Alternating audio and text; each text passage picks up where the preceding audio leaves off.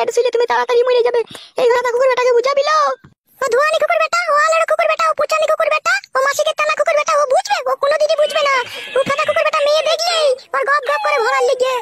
আমি ওকে চিৎ করে কাজ করে দিই, ওকে বলি তুমি যেদিকে সেদিকে ভরো, তাও আর মন পাই না। আমি ও এমন ফাটা কুকুর বেটা, ও নিজে যেটা বুঝবে সেটাই করবে।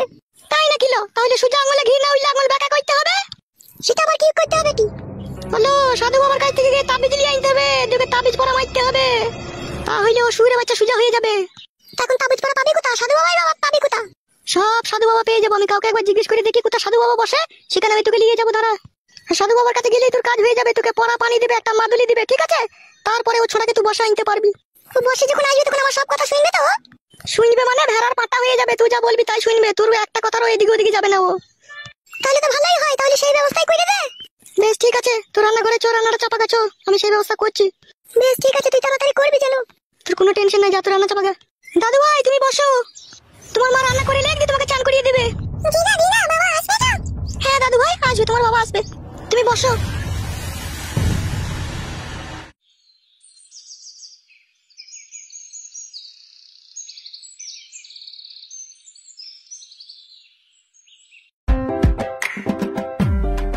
আরে কানাই বাবু যে কোথায় যাওয়া হচ্ছে সাত সকালে? আর বলো না ঝন্টু বাবু, জীবনটা পুরো ফাদা ফাদা ভাব হয়ে গেল। কেন হঠাৎ করে এরকম হলো কেন? আমার ছেলে ফুটো, ছেলে তো লয় যেন মনে হয় 12 ভাতারির বেটা। একই গালাগালি কানাই বাবু সাত সকালে। গাল দুবো না বলা, গাল না দিয়ে উপায় আছে? শালা এমন খানকি ছেলেকে পেটে জন্ম দিয়েছি, ফুলের বাচ্চা একটা কথা শুনে না। আজকে 15 দিন হয়ে গেল, কোথায় যে গিয়েছে কোনো খোঁজ খবর নাই কু। আবার এইদিকে বৌমায়ের সন্তান হয়ে গেছে। এটা খুশির খবর, বালের খুশির খবর। কেন বাড়া আপনি খুশি হননি? আপনি তো দাদু হয়েছেন, তাইলে আপনার তো খুশি হওয়া দরকার। বাড়া ছেলে বাড়া বাপ বাপ করে মাথা খারাপ করে দিচ্ছে, বৌমা ভাতার ভাতার করে আমার মাথা খারাপ করে দিচ্ছে। তা আপনার ছেলে গিয়েছেই বা কোথা? সেটাই তো বাড়া জানি না কু। কতদিন হইলে বাড়ি থেকে চলে গিয়েছে? এই হবে কাটা দিন 15। তাহলে কোনো পাত্তা খুঁজে পাননি? না বাড়া, এ তো বিশাল টেনশনের কথা শুনিয়ে দিলা। তাহলে এইদিকে বাড়া বৌমা আমার বাড়া মাথা খেয়ে দিচ্ছে। কেন তোমার বৌমা আবার কি বলছে? কি আর বলবো বাড়া, ফ্যামিলির কথা বলতেও লজ্জা লাগে। লজ্জা করলে হবে? আমি তোমার বন্ধু হয়, বলো তোমার বৌমা কি বলেছে? বৌমা বলেছে যদি তোমার ছেলেকে খুঁজে এনে দিতে না পারবা তাহলে আমি কিন্তু পরপুরুষ ঘরে ডেকেই নেই, কিন্তু আমি মোবিল চেঞ্জ করে নেবো, তাই বলেছে। বালের কথাবার্তা নাকি মারা? বৌমা মোবিল চেঞ্জ করে নেবে বললে হয়ে যাবে নাকি? তো ছেলে হারিয়ে গেছে, সে তো ঠিক আসবেই। সে তো মারা বৌমাকে আমি বুঝাতে পারছি না, তাই জনি জি গপ গপ গপ গপ করছে লিবার লিগে। তাই নাকি? হ্যাঁ বাড়া, এখন যে কি করবো সেটাই বুঝে উঠতে পারছি না। এক কাজ করো তুমি, বলো কি করতে হবে। এই যে আমাদের গ্রামের পরের গ্রামটা যে উদুমপুর বলে যে গ্রামটা আছে না, এই আমাদের গ্রামের পাশের গ্রামটা, এটা উদুমপুর। উদুমপুর নয় এটা, এটা চিটফানপুর। হ্যাঁ মারা, ওই আগে উদুমপুর ছিল, এখন পার্টির জোরে এখন চিটফানপুর নাম দিয়ে দিয়েছে। হ্যাঁ তা কি করতে হবে ওখানে গিয়ে? ওখানে একটা তান্ত্রিক বাবার আশ্রম আছে, ওখানে গিয়ে 2 টাকা ফেলে তুমি ডাক ধরবে, ওরা বলে দেবে তোমার ছেলে কোথায় আছে না আছে। তাই নাকি? হ্যাঁ গো হ্যাঁ। তুমি কি করে জানলে যেরকম হয় ওখানে? আমি আর কি করে জানবো, আমার বৌমাকে পালিয়ে গিয়েছিল না ভুলুর বেটার সাথে, তো খুঁজে খুঁজে পেছিলাম না, দিয়ে ওখানে গিয়ে আমি ডাক ধরলাম, দিয়ে বলে দিল যে অমুক ছেলের সাথে অমুক জায়গায় গিয়েছে। বৌদি পালিয়ে গিয়েছিল তোমার কাছ থেকে? হ্যাঁ রে বন্ধু। কেন হঠাৎ করে পালিয়ে গেল কেন? তুই এত সুন্দর ছেলে, তুই জমি জায়গাও আছে সবই আছে, তা পালিয়ে গেল কেন তোর কাছ থেকে?